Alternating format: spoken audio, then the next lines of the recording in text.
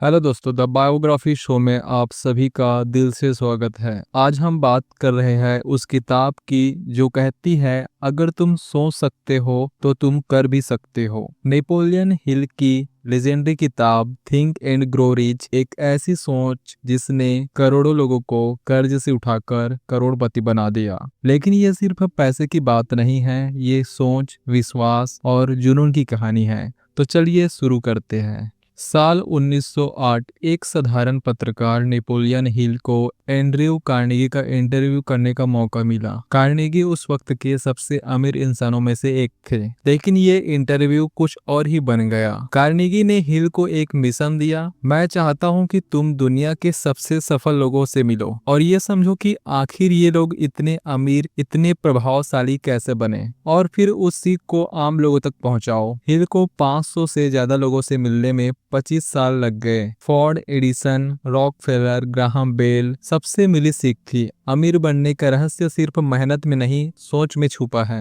Napoleon Hill ने अपनी research से 13 प्रिंसिपल्स निकाले, लेकिन आज हम बात करेंगे उस कोर मैसेज की जो इस पूरी किताब की रूह है। कहानी शुरू होती है डिजायर से। हिल कहते हैं अगर आपके अंदर कुछ पाने की जलन नहीं है तो वो चीज कभी आपके पास नहीं आएगी। किताब की शुरुआत होती है एक छोटे से बच्चे की कहानी से जो अपने माँ के लिए पैसे मांगने गया था। उसने हार नहीं मानी, डटा रहा और अंत में उसे वो पैसा मिला। यही था बर्निंग डिजायर, ऐसी इच्छा जो इंसान को मजबूर कर दे कि या तो वो काम कर दिखाए या फिर मर जाए। हिल कहते हैं इच्छा कमजोर नहीं होनी चाहिए, वो इतनी तेज हो कि नींद उड़ जाए, भूख मिट जाए और हर दिन सिर्फ एक ही ख्याल आए, मुझे ये करनी ही है। दूसरा प्रिंसिपल फैथ, यकीन की है। रॉबर्ट कियोसाकी ने कहा था अगर तुम खुद पर भरोसा नहीं कर सकते तो दुनिया भी तुम्हें सीरियस नहीं लेगी। हिल बताते हैं फैथ कोई रिलीजियस चीज नहीं है, मतलब जब दुनिया तुम्हें पागल कहे तब भी तुम खुद से कहो मैं कर सकता हूँ। सफल लोग हर दिन खुद से पॉजिटिव बात करते हैं। उसे हिल ने कहा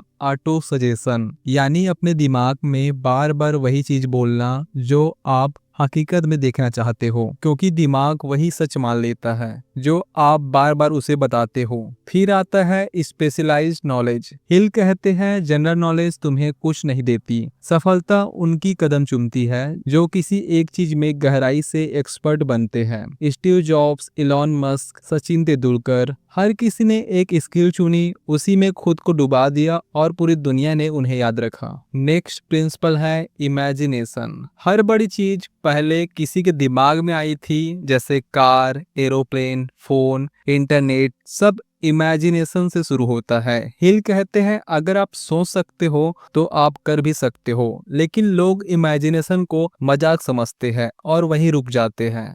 इस बुक का अगला प्रिंसिपल है डिसीजन। हिल कहते हैं अनसक्सेसफुल लोग फैसले लेने में हिचकते हैं, सक्सेसफुल लोग फटाफट निर्णय लेते हैं और उसे बदलते नहीं बार बार। थॉमस एडिसन ने 10,000 बार बल्ब बनाने की कोशिश की, लेकिन एक बार भी सोचा नहीं कि मैं छोड़ दूं। क्यों? क्योंकि डिसीजन था, करना है, बस करना है। फिर आता है परसिस्टेंस, लगातार कोशिश। बहुत लोग स्मार्ट होते हैं लेकिन वो जीतते नहीं क्योंकि वो टिकते नहीं। हिल कहते हैं अगर आपकी प्लानिंग फेल हो जाए तो प्लान बदलो, लक्ष्य नहीं। लाखों लोग शुरू तो करते हैं लेकिन पहले झटके में ही रुक जाते हैं। परसिस्टेंस का मतलब है जब सब कुछ अगेंस्ट हो तब भी चलते रहना। इस बुक का अगला प्रिंसिपल है मास्टरमाइंड ग्रुप। हिल ने बताया कि कोई भी इंसान अकेला नहीं जीतता, हर सफल इंसान के पीछे एक ऐसा ग्रुप होता है जो उसे सही वक्त पर सलाह दे सके और गिरने से पहले संभाल सके। बिल गेट्स और पॉल एलन, स्टीव जॉब और वोजनियाक, हर विजन के पीछे एक मास्टरमाइंड होता है। और किताब के अंत में हिल बात करते हैं सबकॉन्शियस माइंड की ताकत के बारे में। आप जो सोचते हैं वो धीरे धीरे आपकी हकीकत बनता है, इसलिए आप क्या सुन रहे हो, क्या बोल रहे हो, किसके साथ बैठे हो,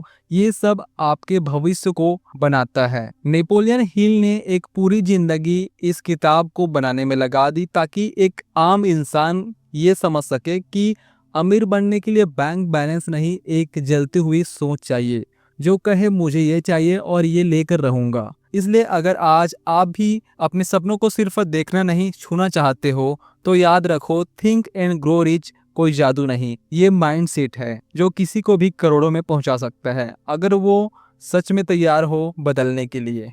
अगर आपको ये कहानी पसंद आई तो द बायोग्राफी शो को जरूर सब्सक्राइब करें। मिलते हैं अगली किताब के साथ, तब तक के लिए धन्यवाद।